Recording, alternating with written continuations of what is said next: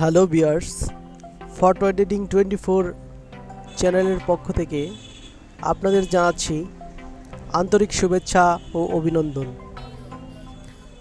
আজকে আমরা দেখব কিভাবে ফটোর ব্যাকগ্রাউন্ড পরিবর্তন করা যায় ফটোশপ 7.0 এই সফটওয়্যারটি ব্যবহার করে। তো কথা না বাড়িয়ে আমরা সরাসরি কাজে চলে যাচ্ছি।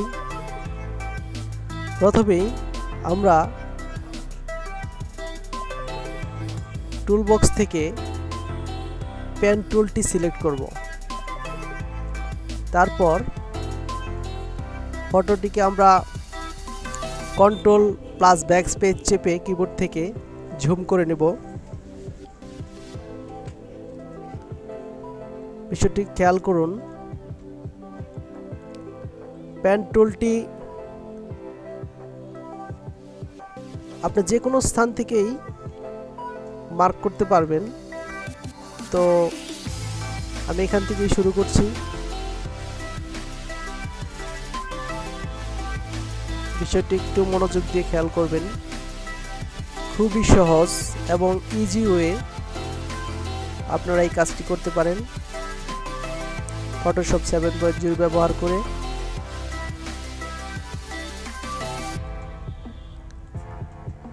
ধীরে ধীরে স্ক্রলিং করে আমি উপরের দিকে যাচ্ছি।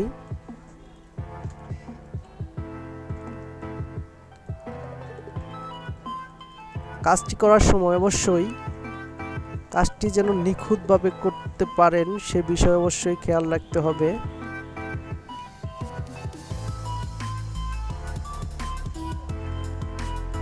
ভিউয়ার্স, খেয়াল করুন বিষয়টি।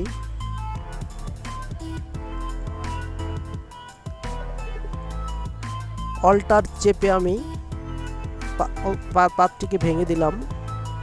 তারপর আবার নতুন করে পাত করা শুরু করলাম।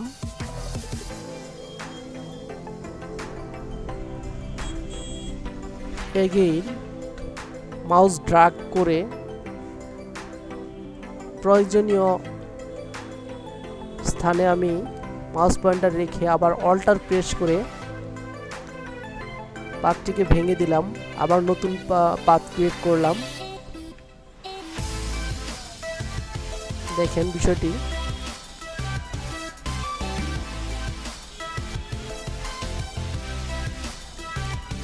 কাজের সুবিধার্থে আমি ছবিটিকে জুম করে নিচ্ছি।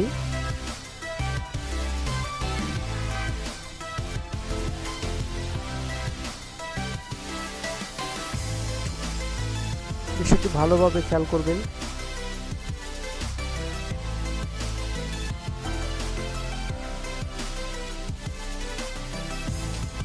যারা এখনো আমাদের চ্যানেলটি সাবস্ক্রাইব করেন নাই তারা এখনই আমাদের চ্যানেলটি সাবস্ক্রাইব করুন এবং সাবস্ক্রাইব বাটনের পাশে থাকা বেল আইকনটিকে চেপে দিন সবার আগে সব ভিডিও পাওয়ার জন্য।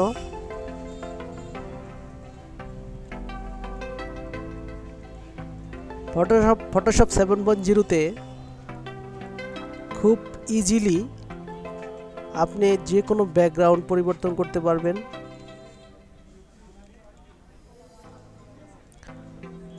আরেকটি বিষয়, যদি কারো কোনো প্রশ্ন থাকে যে কোনো বিষয়ে ফটোশপ বিষয়ে, বিশেষ করে ফটোশপ বিষয়ে, তাহলে অবশ্যই আমাদেরকে কমেন্টসে জানাবেন।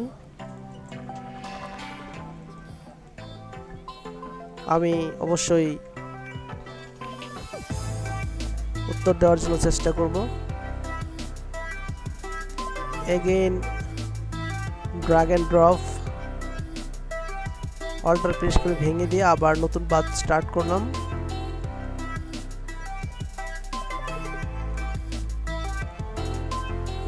আপনি যত ঝুম করে কাজটি করবেন তত কাজটি নিখুঁত হবে, বিষয়টি অবশ্যই খেয়াল রাখবেন।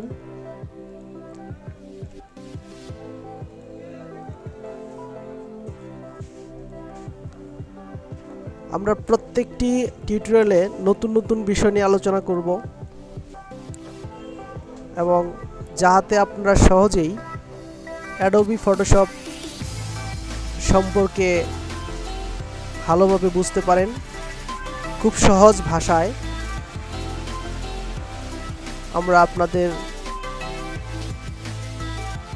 জিনিসগুলো বোঝানোর চেষ্টা করব।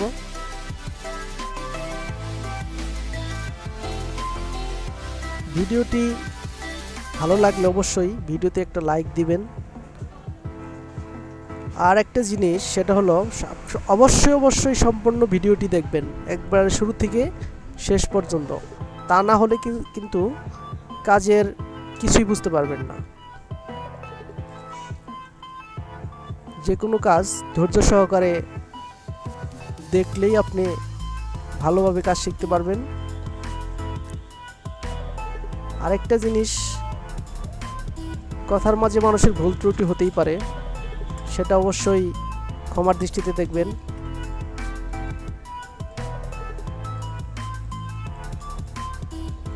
ভালোভাবে খেয়াল করেন দর্শক। আমাদের কাজ প্রায় শেষের দিকে, বিশেষ করে পেন টুলের কাজ। পর্যায়ক্রমে আমরা সবই দেখাবো, যাতে আপনারা খুব সহজেই যে কোনো ছবির ব্যাকগ্রাউন্ড আপনার ইচ্ছা মতো পরিবর্তন করতে পারেন।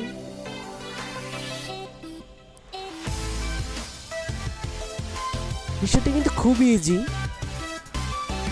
মনোযোগ দিয়ে অবশ্যই দেখবেন।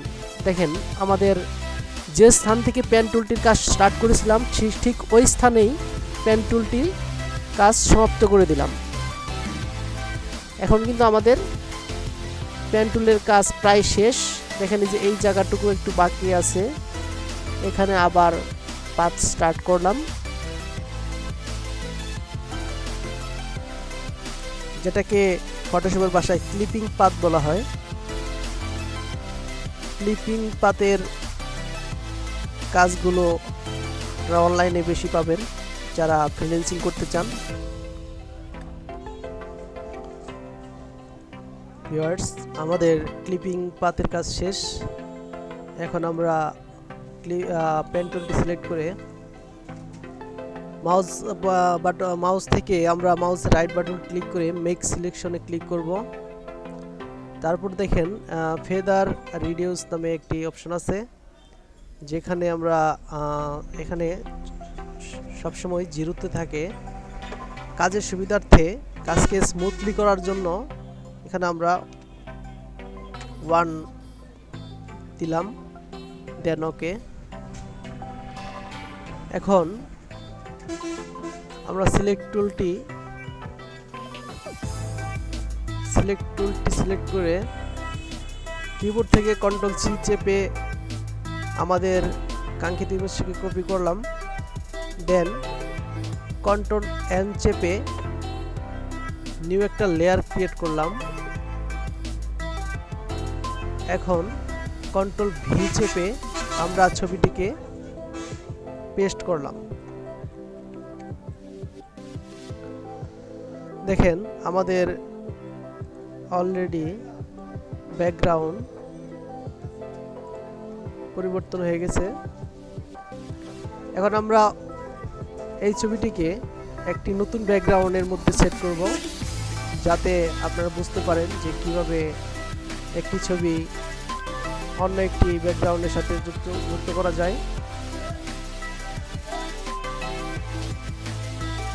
যারা এখনো আমাদের চ্যানেলটি সাবস্ক্রাইব করেন নাই, এখনই সাবস্ক্রাইব করুন এবং পাশে থাকা বেল আইকনটিকে টিপ দিন পরবর্তী ভিডিও সবার আগে পাওয়ার জন্য। এই ছবিটিকে আমরা একটি নির্দিষ্ট একটি সাইজের মধ্যে রাখবো, যার জন্য আমরা একটা লেয়ার নিলাম, কন্ট্রোল এন চেপে কাস্টম প্রিসেট সাইজ থেকে আমরা 1080p, এই যে 1980x1080 এইচডি এই সাইজটি সিলেক্ট করলাম, তারপর ওকে চাপলাম। এখন ব্যাকগ্রাউন্ডটাকে কন্ট্রোল এ চেপে সিলেক্ট করে কন্ট্রোল সি চেপে কপি করে নিউ লেয়ারের ভিতরে কন্ট্রোল ভি চেপে পেস্ট করলাম। এখন মুভ টুলটি সিলেক্ট করে কন্ট্রোল টি চেপে আমাদের কাঙ্ক্ষিত সাইজ অনুযায়ী উক্ত ওয়ালপেপারটাকে সেট করলাম। তারপর কন্ট্রোল এন চেপে ওয়ালপেপারটিকে বসিয়ে দিলাম।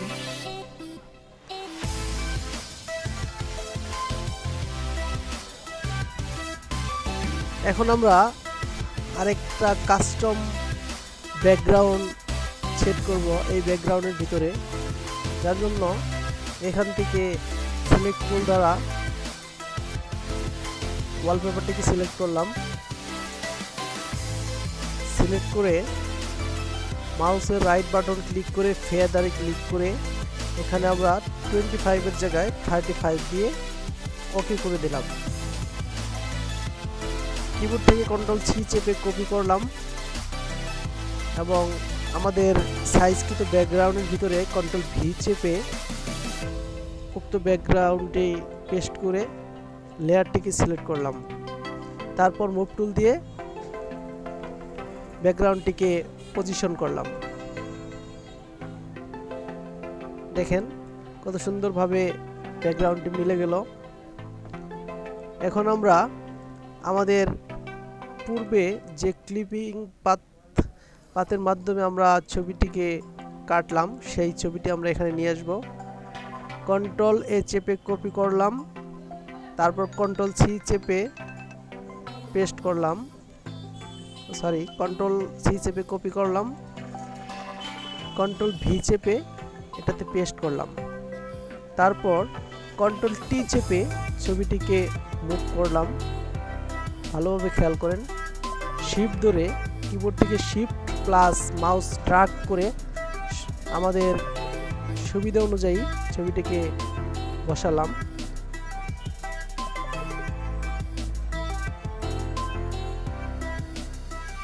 খেয়াল করেন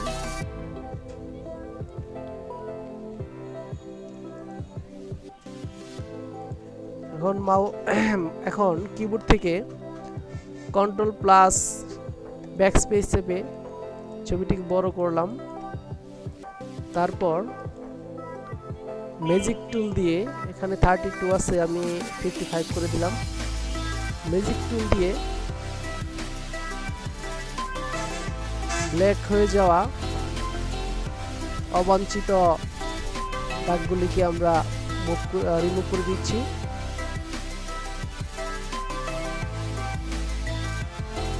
খেয়াল করুন বিষয়টা ভালোভাবে।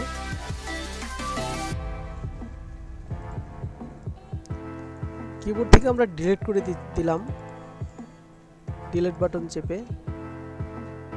এখন আমাদের ছবিতে আমরা কিছু শেড দেব, শ্যাডো, যার জন্য আমরা এই টুলটিকে সিলেক্ট করলাম। কিবোর্ডের ব্র্যাকেট বাটন থেকে আমরা সাইজ বাড়িয়ে কমিয়ে নিতে পারি। দেখেন এখানে 50 এক্সপোজার 50 দেয়া আছে, 50%। তো এটা আমরা ব্যাকগ্রাউন্ডের মধ্যে একটু ঘষিয়ে ব্যাকগ্রাউন্ডটাকে একটু ঠিক করে নিলাম।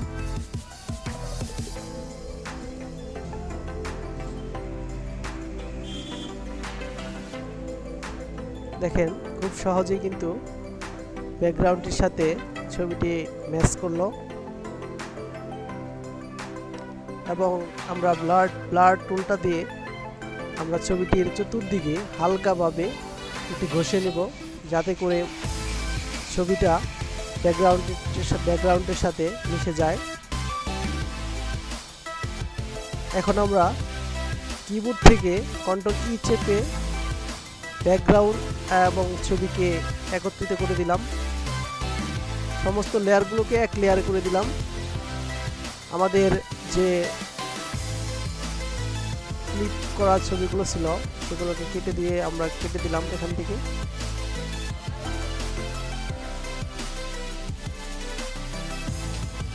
এখন ছবিটিকে আমরা সেভ করে দিব। ফাইল, সেভ এস, ডেস্কটপ,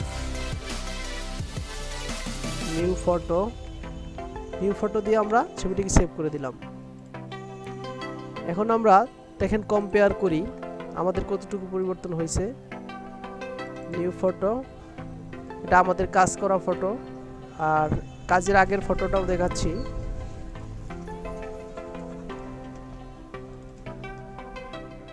এটা ছিল কাজের আগের ফটো, দেখেন কতটুকু ডিফারেন্স।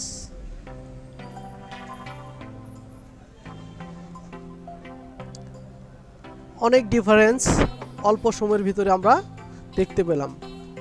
যারা এখনও আমাদের চ্যানেলটি সাবস্ক্রাইব করেন নাই, অবশ্যই চ্যানেলটি সাবস্ক্রাইব করুন, পাশে থাকা বেল আইকনটিকে টিক দিন সবার আগে নতুন ভিডিও পাওয়ার জন্য। এবং আপনার যে কোনো ধরনের মতামত বা প্রশ্ন থাকলে অবশ্যই কমেন্টসে আমাদেরকে জানান, যাতে করে আপনাদের কমেন্টসের উত্তর দিতে পারি। আর আপনাদের যদি কারো কোনো স্পেসিফিক বিষয় নিয়ে ভিডিও বানানোর মানে যদি জানার থাকে যে ভিডিও বানাবেন, তাহলে অবশ্যই আমি আপনাদের জন্য চেষ্টা করব নতুন ভিডিও বানানোর জন্য। সবাই ভালো থাকবেন এবং কি আমাদের চ্যানেলটিকে সাবস্ক্রাইব করবেন।